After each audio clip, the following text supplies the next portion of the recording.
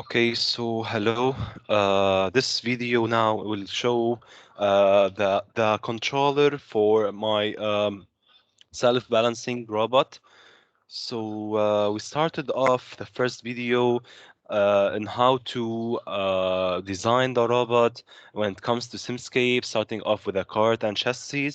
Uh, but now we should start to look forward to control this robot.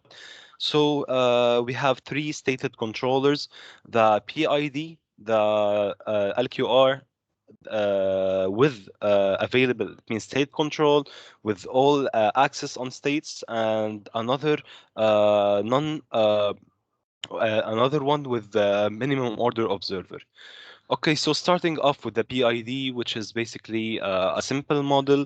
Uh, we have the PID block. In this case, we have one PID controlling the angle because it's a single input, multiple output.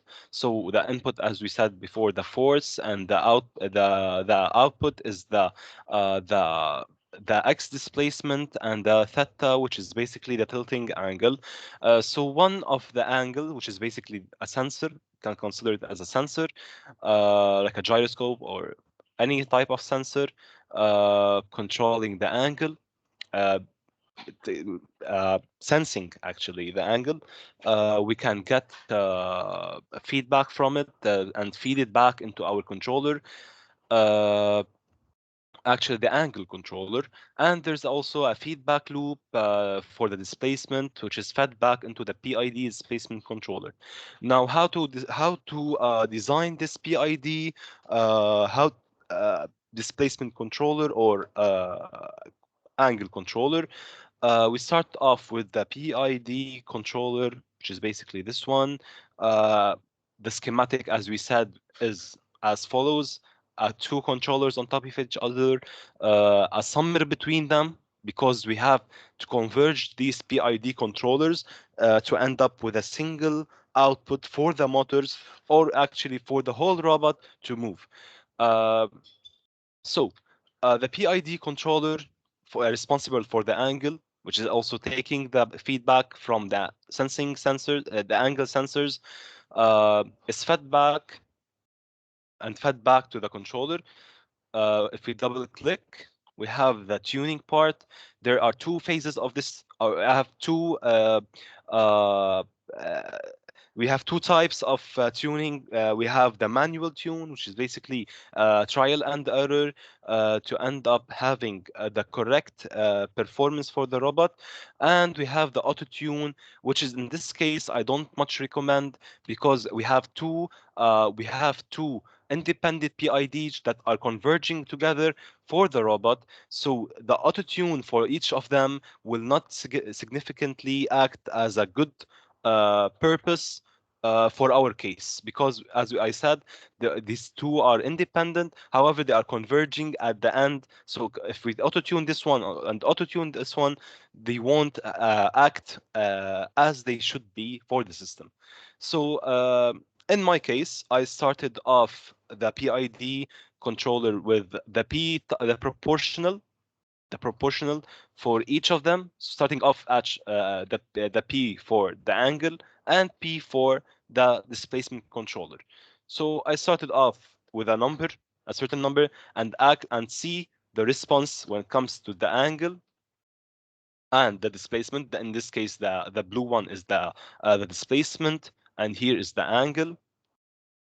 And by that, I have to readjust everything. So by setting the integral and derivative based on the response time, based on the overshooting, based on the settling time. So I had no I should know, actually, or any person who is tuning the PID should know that that each term, when it comes to the integral or derivative, should affect the whole system, and by that we should tune it. Okay, so starting, we can continue with this one. As we said, this schematic, the input is step response.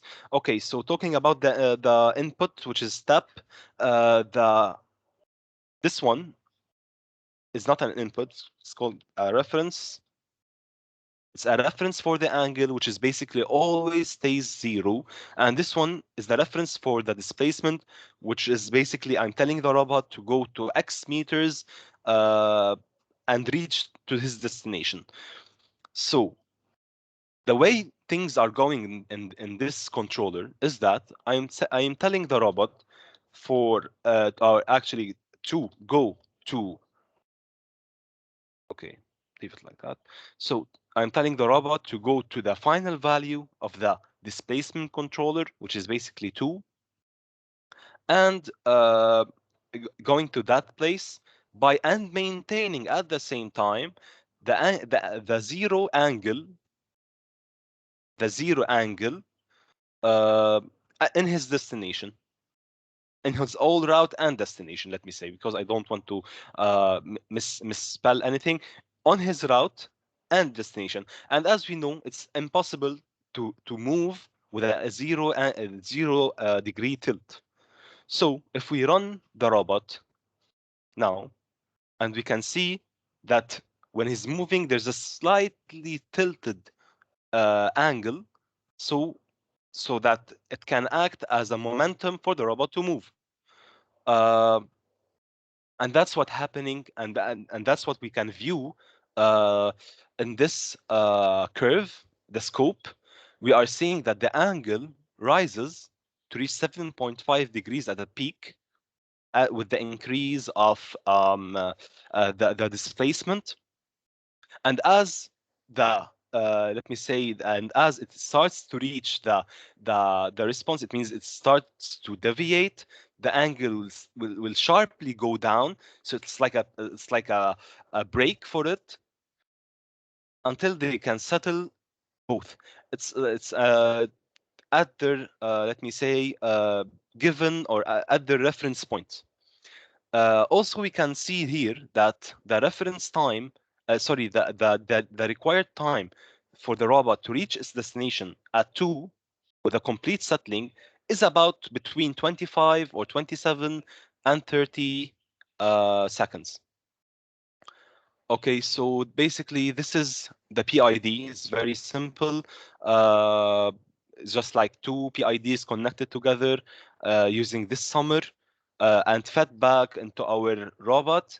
And also there's a sensing values are fed back into each controller depending on what controller we are talking about. In case and we are is it angle or it's displacement. Uh, and having the reference points for each. Basically, this is our uh, topic. So the second video we are talking about is the LQR. The LQR is more also has the same principle. The LQR is also a controller that depends on on matrices. So in this case, we have scripts to write on MATLAB, and we have a workspace, and we have also gains. So this is state controlled. So basically, I'm not controlling the whole robot. I'm controlling the states of the robot, and I'm assuming in this case that I have access to all states of the robot when it comes to displacement, which is basically the p, the velocity, the theta, and theta dot, which is basically the rotational speed on which the robot is tilting. So if we have this states, we have access to these states, we can feed them, we can feed them uh, we have forward feeding, and we have feedback, which is backward feeding.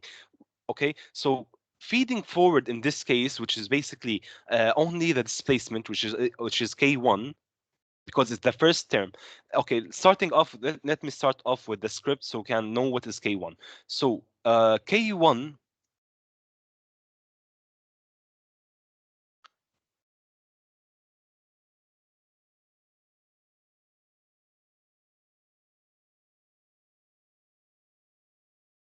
Okay, so K1, K is the let me say gain is the gain values that we are talking about. It means we have because this one we have four states. It means there are four K values. So K is a vector that have four R by it has 4 by 1 entities. So each entity corresponds to a certain state. And the thing about LQR is also can be tunable using uh,